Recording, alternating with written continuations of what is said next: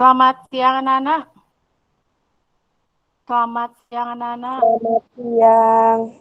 Siang, Bu. Iya. Siang, Bu. Bisa tekan wajah kalian biar kelihatan.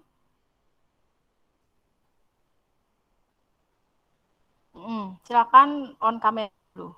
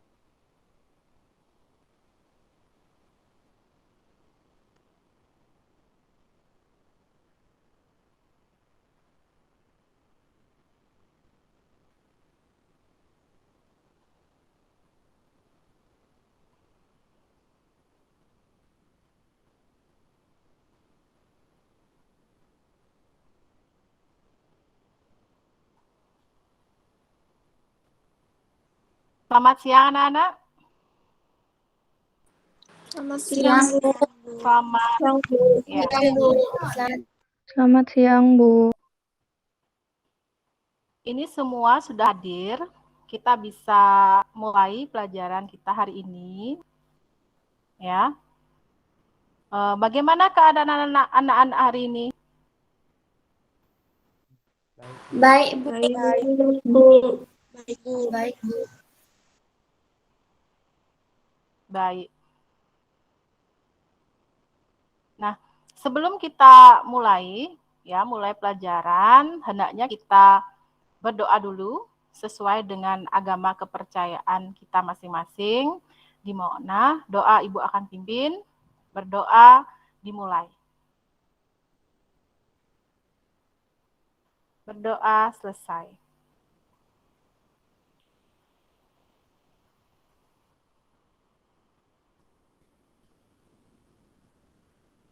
Nah, di sini sudah hadir ya, sudah hadir 22 orang siswa ya. Sebelum kita mulai pelajaran, kita hendaknya bersama-sama mengucapkan salam Duisman.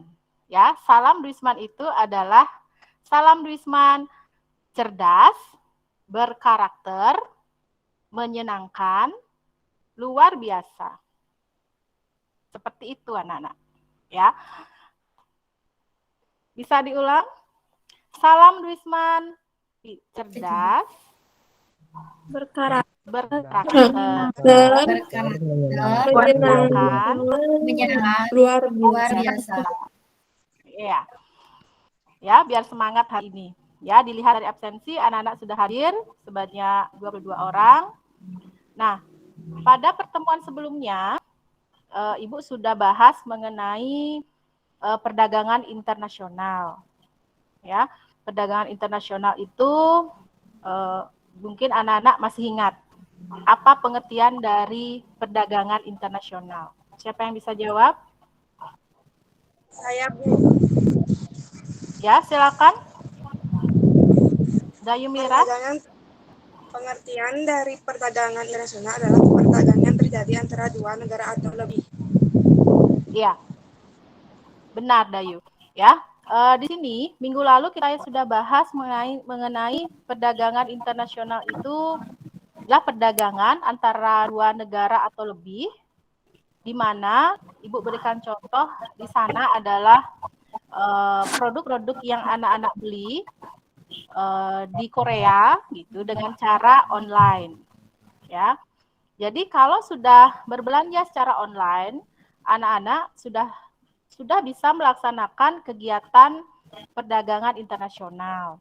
Nah, apakah anak-anak pernah membandingkan kualitas atau produk barang yang berasal dari Indonesia, baik itu pakaian maupun sepatu, dengan produk yang berasal dari luar negeri? Apakah anak-anak pernah membandingkan kualitasnya? Pernah, Bu. Pernah. Nah, Bu. Pernah, ya. Kualitas yang bagaimana, Dewa Ayu? Contohnya itu misalnya yang baju kaos dari luar negeri, bahannya itu lebih halus, tahan lama, dan kuat. Sedangkan yang dari dalam negeri itu biasanya lebih kasar, tipis, dan tahan lama, Bu. Ya.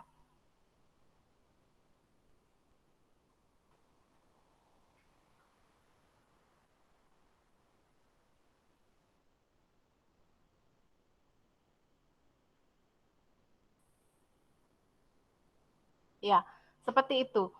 Nah, di mana hari ini kita akan membahas materi.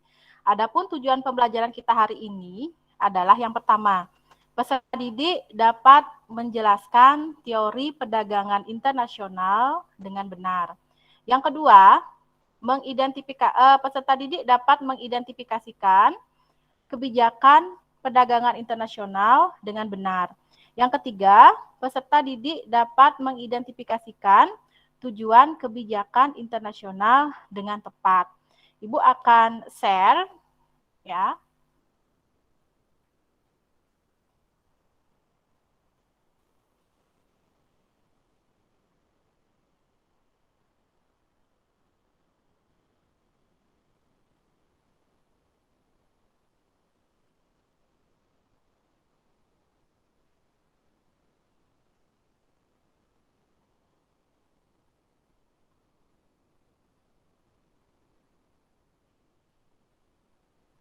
Sudah kelihatan anak-anak?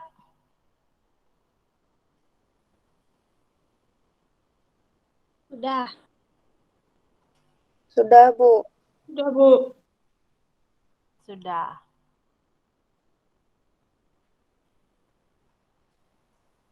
Sudah ya. Nah, di sini kita bisa lihat dari gambar, ada 2 gambar di sini, yaitu gambar 1, yaitu artis Indonesia, yaitu Ariel Noah ya. Dia memakai t-shirt ya, bisa baju kaos warna hitam dengan tulisan green light-nya. Sedangkan gambar 2 adalah artis Korea yang memakai bisa dikatakan pakaian yang dimodif ya, seperti style Korea, seperti itu. Jadi di sini kita bisa lihat ada beberapa keunggulan yang dimiliki oleh masing-masing negara. Yang pertama yaitu keunggulan dari produk Indonesia itu ada kelapa sawit, seperti itu ya. Kalau kita lihat dari produk Korea, mereka ada keunggulan di bidang pakaian, tas maupun sepatu, seperti itu. Nah, sebelum kita lanjut ya, Ibu akan memberikan LKPD.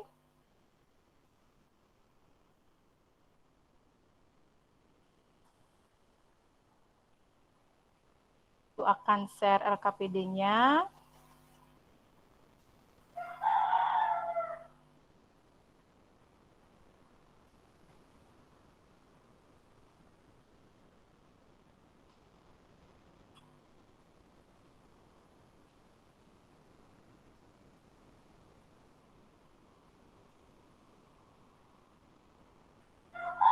Sudah kelihatan anak-anak? Sudah kelihatan? Sudah. Sudah. Sudah. Sudah, Bu. Sudah.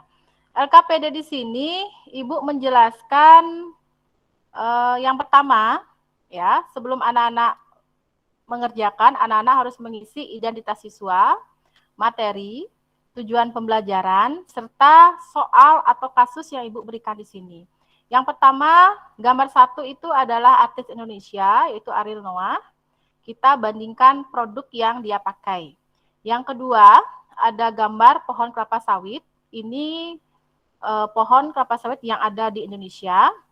Yang ketiga, ada gambar artis Korea yang memakai sepatu, baju maupun tas.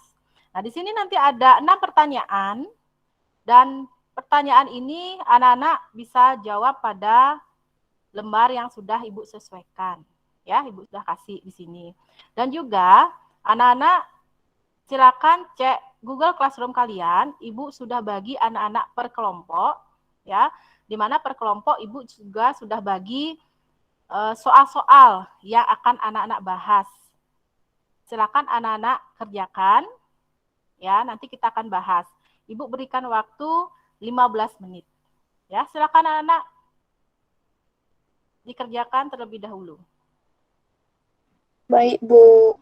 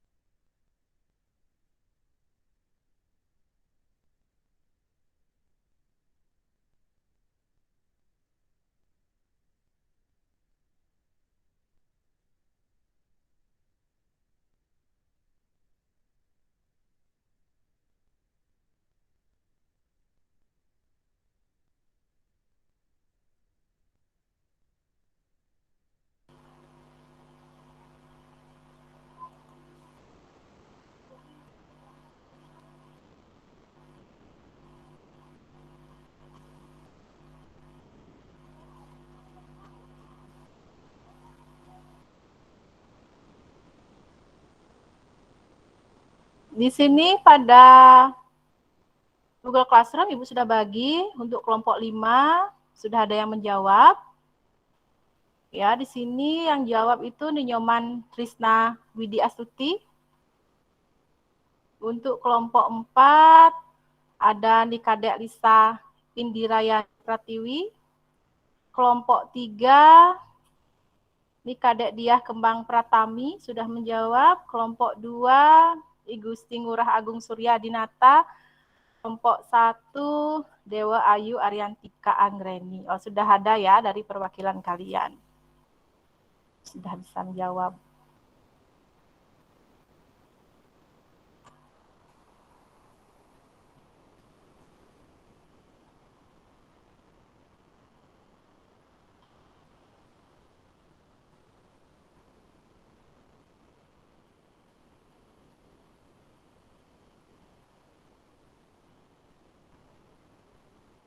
Sudah anak-anak, kita bahas saja dulu.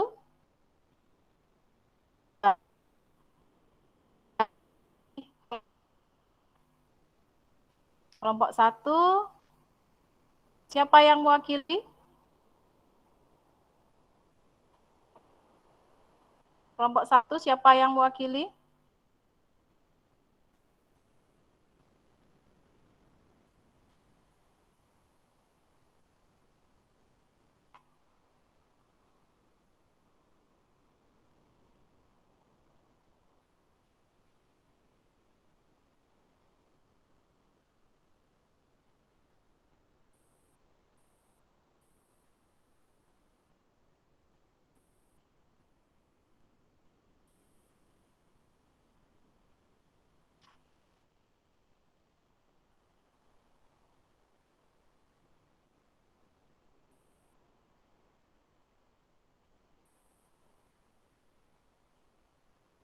Sudah? Anak-anak sudah lagi? Sudah, Bu. Iya. Kelompok 1, silakan. Siapa yang mewakili? Dewa Ayu Ariantika. Silakan, kelompok 1. Iya, Bu.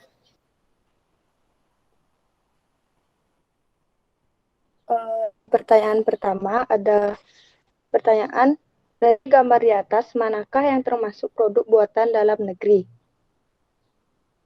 Menurut yang saya lihat atau dari gambar tersebut, pada gambar pertama kan terlihat artis Indonesia, yaitu Ariel Noah.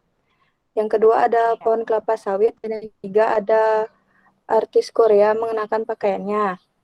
Menurut saya, produk yang masuk dalam buatan dalam negeri itu yang ditunjukkan oleh gambar nomor 1 dan nomor 2. Itu, Bu. Iya. Sudah benar. Untuk soal yang kedua, siapa perwakilan kelompok 2? Silakan raise hand. Ya, Bu. Ya. Agung Surya. Itu pertanyaannya. Silakan kelompok 2. Ya. Ya, Bu. Kita pernah membedakannya, membandingkannya, Bu. Contoh, jenis barang yang kita bandingkan adalah pakaian. Contohnya baju. Indonesia mungkin bisa memproduksi baju sendiri. Hanya saja Indonesia masih kalah saing dengan produk dari negara lainnya dari segi kualitas dan harganya. Selain itu, kebanyakan desainer asal Indonesia yang mendapat inspirasi dari internet lalu diubah-ubah dikit dan dijual sehingga menyebabkan ketertinggalan. Berbeda dengan desainer baju asal luar negeri yang berhasil menjadi trend center dan membuat desainnya sendiri. Iya. Sekian, Bu. Jawaban Ngurah Agung Surya sudah benar. Ya, banyak dari desainer kita yang bisa mendesain baju yang cukup bagus. Ya, dengan kualitas yang bagus juga. Sudah? Untuk yang soal ketiga. Soal ketiga. Untuk kelompok 3. Siapa yang mewakili kelompok 3? Silahkan. Saya, Bu. Ya. Iya. Apakah Tidak perburuan Ayu? dari Gede Mirah Kumaldewi. Iya, silakan. Apakah produk unggulan dari Indonesia yang dapat diterima oleh pasar internasional? Jawabannya tentu saja bisa, karena banyak produk unggulan dari Indonesia yang dapat diterima lumayan sangat banyak karena terjamin berkualitas yang sangat bagus. Contohnya udang, kopi, minyak kelapa sawit, kakao, dan furnitur. Maka dari itu semua, produk ini kemungkinan dapat diterima atau laku di pasar internasional. Iya, jawaban yang sangat bagus sekali dari Mirah. Nah, untuk kelompok 4, silakan kelompok 4. Saya, Bu. Iya, silakan. Pertanyaannya, Lisa. sebutkan dan bandingkan produk buatan Indonesia dengan negara lain. Jawabannya, contohnya produk minyak kelapa sawit dan sepatu. Misalnya, sepatu yang dihasilkan negara Korea lebih banyak daripada di negara Indonesia. Dan minyak kelapa sawit lebih banyak dihasilkan di negara Indonesia daripada di Korea. Dari contoh tersebut terlihat bahwa Korea secara mutlak lebih efisien dalam produksi sepatu, sedangkan Indonesia secara mutlak lebih efisien dalam produksi minyak kelapa sawit. Iya. Sudah, Bu. Ada yang menanggapi pendapat dari Lisa atau ingin menambahkan? Kalau tidak, silakan kelompok 5. Kelompok yang terakhir, kelompok 5, silakan. Siapa yang menjawab kelompok 5? Saya, Bu. Ya, silakan. Dari gambar di atas, mana yang termasuk keunggulan mutlak? Menurut saya, gambar yang termasuk dalam keunggulan mutlak yaitu pada gambar 2 yang merupakan pohon kelapa sawit. Alasannya, teori keunggulan mutlak merupakan teori yang diberitahukan oleh Adam Smith. Menurutnya, suatu negara mampu disebut memiliki keunggulan mutlak dari negara pautan bila negara tersebut memproduksi benda atau barang atau perbuatan yang berguna yang tidak mampu dihasilkan oleh negara pautan. Pada gambar 2 yang merupakan pohon kelapa sawit, di mana pohon kelapa sawit terbesar dihasilkan oleh negara Indonesia dan hanya negara-negara tertentu. Tidak semua negara bisa menghasilkan pohon kelapa sawit. Dari segi menghasilkan, jika dibandingkan, negara Indonesia merupakan penghasil pohon kelapa sawit terbesar walaupun asal mula pohon kelapa sawit dari Afrika, namun pengembangannya tidak sepesat di Indonesia. Sekian yang bisa saya jawab. Terima kasih. Iya, terima kasih Trisna. Nah, mungkin ada dari anak-anak yang ingin menambahkan pendapat dari Trisna, ya. Kalau tidak, Ibu akan share lagi.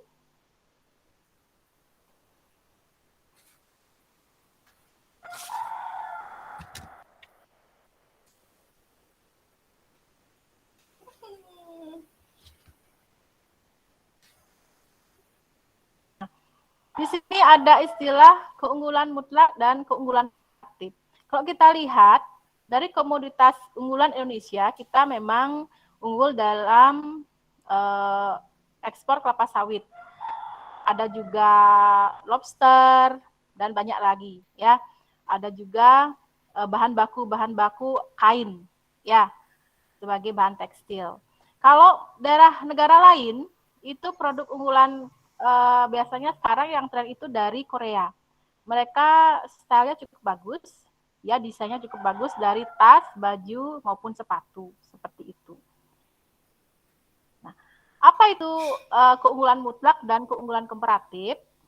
Ya, pertama, teori keunggulan mutlak itu adalah teori, ya, di mana terjadi bila suatu negara lebih unggul terhadap satu macam produk yang dihasilkan dengan biaya produksi yang lebih murah jika dibandingkan dengan produksi di negara lain. Yang nomor B, teori keunggulan komparatif adalah keunggulan satu atau lebih produk yang dihasilkan oleh suatu negara dengan biaya tenaga kerja yang lebih murah jika dibandingkan dengan produk yang dihasilkan dengan biaya tenaga kerja di negara lain. Ini berarti teori keunggulan komparatif itu terkait dengan biaya produksi. Ya.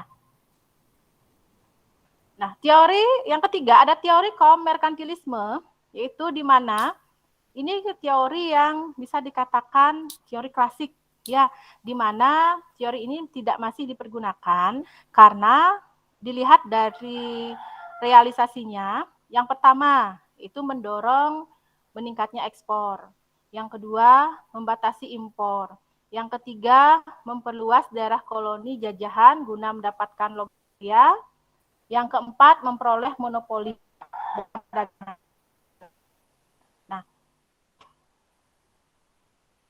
Adapun kebijakan perdagangan internasional, yang pertama itu kalau kita lihat dari bidang ekspor. Bidang ekspor ada penambahan kepada produsen yang berhasil mencapai target produksi yang ditentukan oleh pemerintah, seperti itu. Jadi jika seorang produsen dapat mencapai target dalam penjualan akan diberikan seperti bonus lah, seperti itu. Yang kedua ada diskriminasi harga.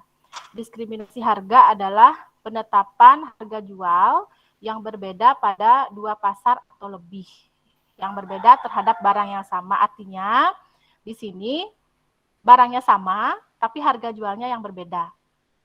Ya, dumping.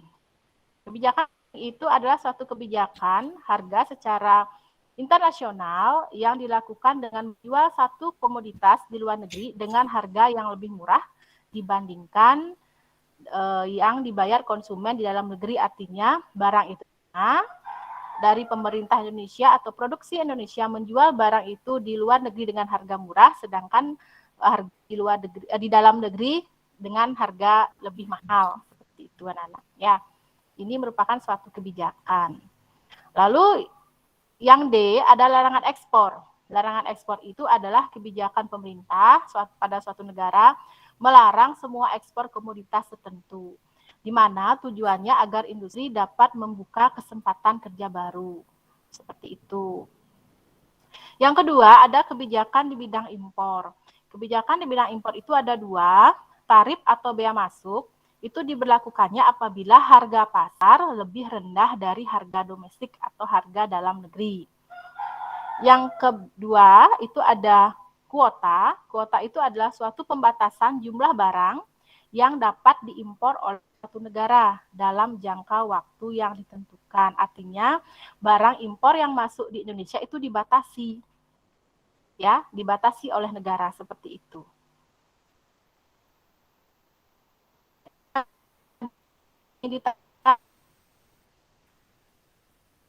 Ada yang ingin ditanyakan anak-anak?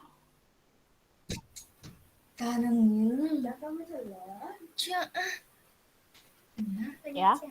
Nah, di sini ada tujuan kebijakan perdagangan internasional, yaitu mengatur, membatasi, dan memonitor semua produk yang ada di setiap negara, seperti itu anak-anak. Ibu ulang, tujuan kebijakan perdagangan internasional itu mengatur, membatasi, dan mempromosikan semua produk yang ada di setiap negara. Jadi kegiatan kita adalah kegiatan ekspor impor. Jadi perdagangan internasional itu adalah bentuk perdagangan antara dua negara atau lebih yang bekerja sama, baik itu di bidang ekonomi, politik, dan hukum. Seperti itu. Ya.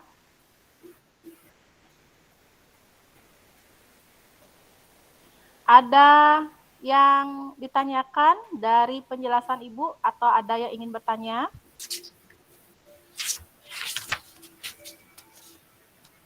Ada yang ingin ditanyakan anak-anak? Silakan. Nah, kalau tidak, sekarang anak-anak silakan membuat suatu kesimpulan belajar kita hari ini. Ya. Silakan, siapa yang bisa kesimpulan hasil belajar kita hari ini? Silakan, anak-anak bisa raise hand.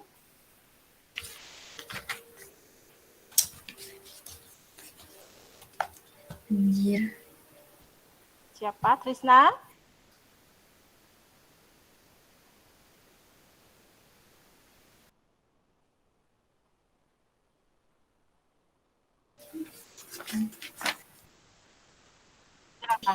Ya, Bu, spesialis dan perdagangan, di mana setiap produsen memiliki keunggulan mutlak dalam menghasilkan barang. Dan keunggulan komparatif merupakan kemampuan untuk menghasilkan atau memproduksi barang atau jasa dengan peluang yang lebih rendah. Contoh keunggulan mutlak, misalnya Indonesia mampu menghasilkan batik, sedangkan Jepang mampu menghasilkan mobil. Contoh keunggulan komparatif, misalnya Indonesia mampu menghasilkan kain dengan harga 20.000 per meter, sedangkan Malaysia mampu menghasilkan kain dengan harga 22.000 meter, maka keunggulan komparatif dimiliki Indonesia. Ada juga pembahasan mengenai kebijakan perdagangan internasional adalah segala tindakan negara atau pemerintahan baik langsung ataupun tidak langsung untuk mempengaruhi struktur, arah, komposisi, serta bentuk perdagangan luar negeri atau kegiatan perdagangan. Adapun tujuan dari kebijakan internasional antara lain mengatur, membatasi barang di negara. Jenis-jenis kebijakan perdagangan internasional meliputi diskriminasi harga, dumping, premi, larangan ekspor, tarif, dan kuota. Sekian yang bisa saya sampaikan untuk kesimpulan belajar sekarang. Saya ucapkan terima kasih, Bu. Iya. Terima kasih Trisna. Ya, Trisna sudah menjelaskan mulai dari apa itu teori perdagangan internasional, apa itu tujuan, serta jenis-jenis kebijakan. Ya, mungkin dari anak-anak ada yang ingin menambahkan pendapat dari Trisna?